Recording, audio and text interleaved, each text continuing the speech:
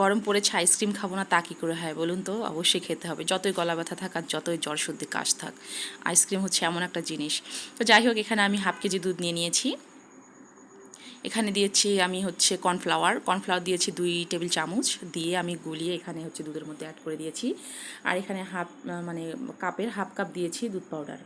এটা আমি ভালো করে গলিয়ে আমি হচ্ছে ভালো করে মিক্সড করে দুধের সঙ্গে এখানে আমি দুধের সঙ্গে দিয়ে দেবো। ওই যে লেগেছিলো ওটাই আমি একটু দুধ মিশাল করে আবার দিয়ে দিচ্ছি মিক্সড করে।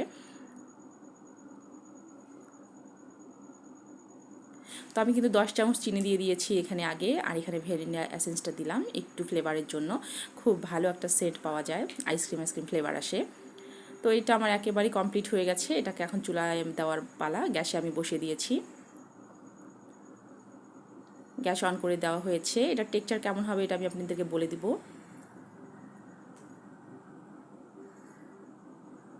তা আপনারা কে কীভাবে আইসক্রিম খাচ্ছেন এই গরমে? এই এমন গরম পড়েছে, আসলে আইসক্রিমটা খেলে খুব ভালো লাগে। আর এখন তো এতটাই কারেন্ট যাচ্ছে, ঠিকভাবে আইসক্রিম আসলে বসাও হচ্ছে না। তো আমি এখানে দুধ নাড়তে নাড়তে আপনাদের সঙ্গে গল্প করছি। এটা টেক্সচার কেমন আসবে এটা আমি বলে দেবো আপনাদেরকে। এটা আরও অনেক গাঢ় হবে প্রায়। তো হাফ কেজি দুধকে 1 পোয়া করে নিব। এটাকে আমি ভালো করে ফুটিয়ে নিচ্ছি। এটা এখনও হয়নি, আরেকটু হবে।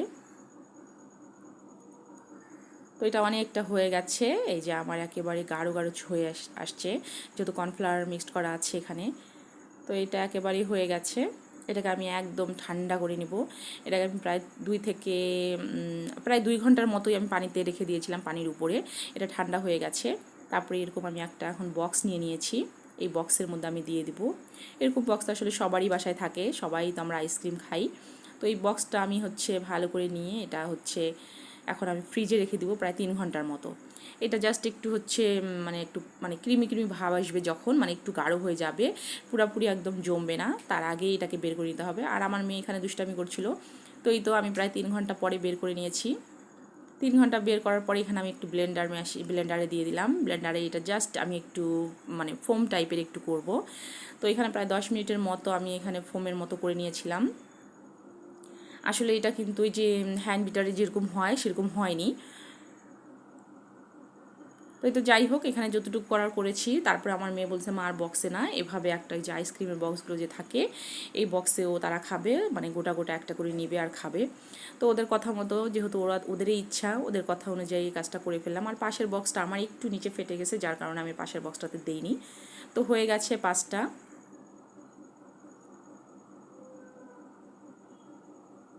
তো এখানে আমি সবগুলোকে বসিয়ে দিলাম। তো এটা আমার মেয়ে এমন দুষ্টামি করছে। তো এই তো আমার আইসক্রিমটা হয়ে গেছে। আমার মেয়ে আবার করেছে কি, এটা আইসক্রিমটা নিয়ে এসে প্রায় অনেকক্ষণ রেখে দিয়েছিল, যার কারণে একটু গলে গেছে। আইসক্রিমটা ওরা গোটাটাই নিতে পারেনি। এর আগে যে একটা বক্সে ওনারা খাওয়া শেষ অলরেডি। এই তো আমার আইসক্রিমটা মাশাআল্লাহ এত ভালো হয়েছে, দোকানের আইসক্রিমের চেয়ে কিন্তু কোনো অংশে কম না। তো এনাফ ফর টুডে, আল্লাহ হাফেজ, আসসালামু আলাইকুম।